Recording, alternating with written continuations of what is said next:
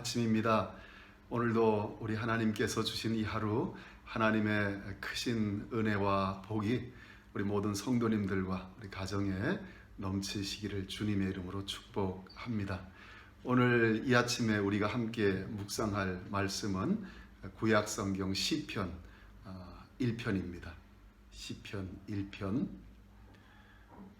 1절부터 마지막 6절까지 우리 함께 읽도록 하겠습니다.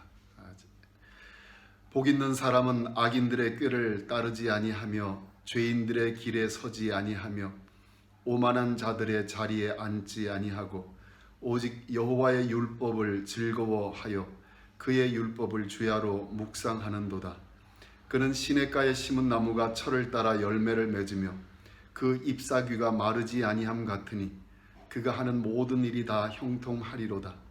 악인들은 그렇지 아니하며 오직 바람에 나는 겨와 같도다. 그러므로 악인들은 심판을 견디지 못하며 죄인들이 의인들의 모임에 들지 못하리로다. 무릇 의인들의 길은 여호와께서 인정하시나 악인들의 길은 망하리로다. 아멘. 시편 1편은 사람들에게 열려있는 인생의 두 개의 길을 요약해주고 있습니다. 한 길은 의인의 길이고 또 다른 한 길은 악인의 길입니다. 그래서 시편 1편은 시편 150편 전체가 무엇에 대한 것인지를 그 방향을 알려주는 그런 역할을 합니다. 오늘 본문의 1절과 2절을 보면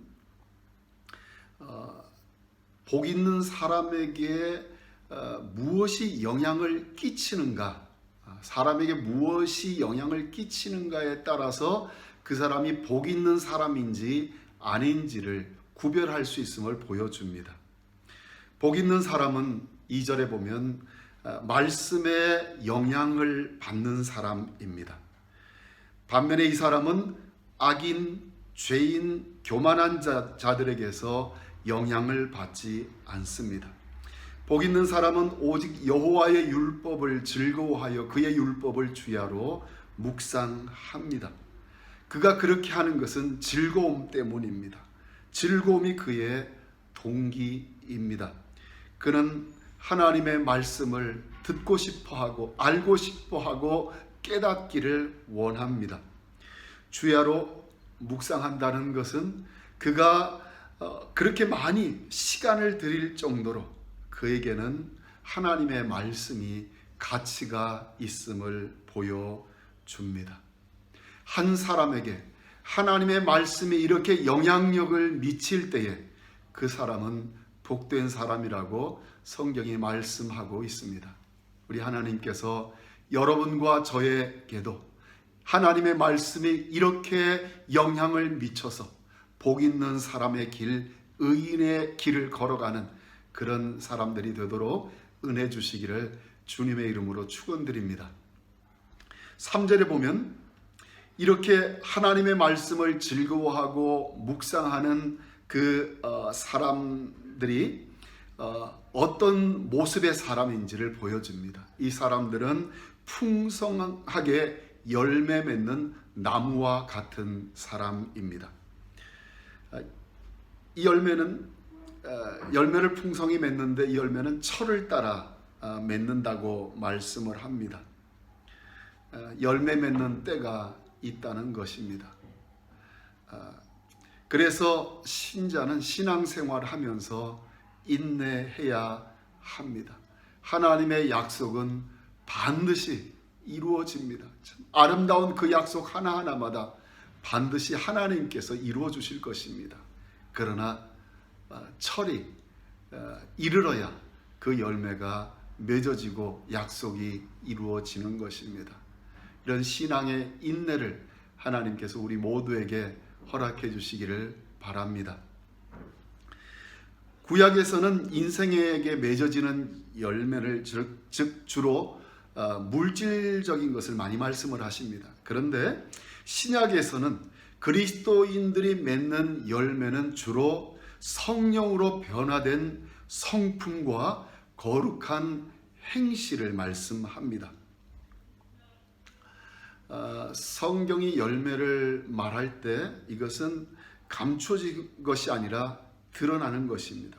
즉 풍성한 열매를 맺는 그리스도인들은 사람들의 눈에 드러난다는 것입니다. 보여진다는 것입니다. 특별히 열매는 열매를 맺는 자신에게 보다는 다른 사람들에게 혜택을 주기 때문에 그렇습니다. 우리가 열매를 맺는 삶을 살아갈 때 다른 사람들이 우리 때문에 유익을 얻게 됩니다. 이 사람의 삶은 푸르고 싱싱한 잎사귀를 가지고 있는데 잎사귀가 마르지 않습니다. 영적인 건강함을 보여주고 있습니다.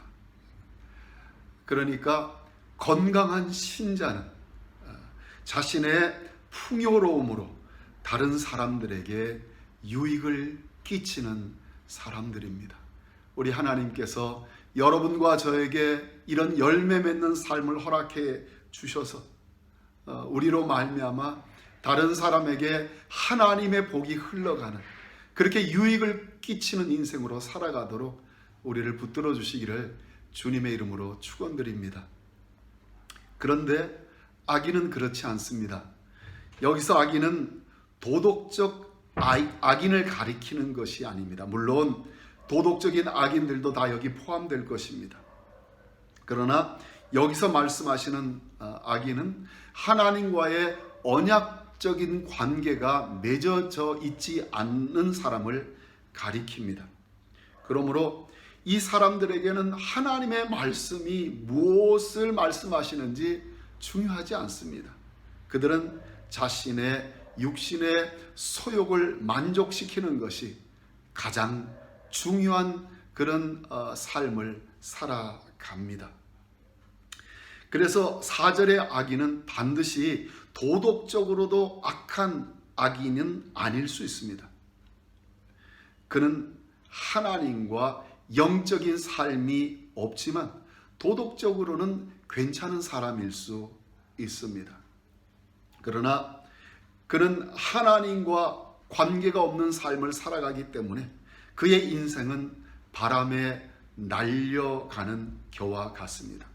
그는 하나님을 사랑하지도 않고 다른 사람들에게 유익을 끼치는 삶도 살지 않는 그런 삶을 평생 살다가 망하게 된다는 것입니다.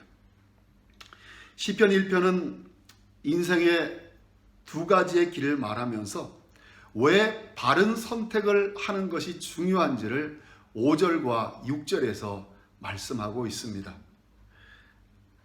그곳에 보면 알곡과 결을 채로 구분하는 심판이 있기 때문에 그렇습니다.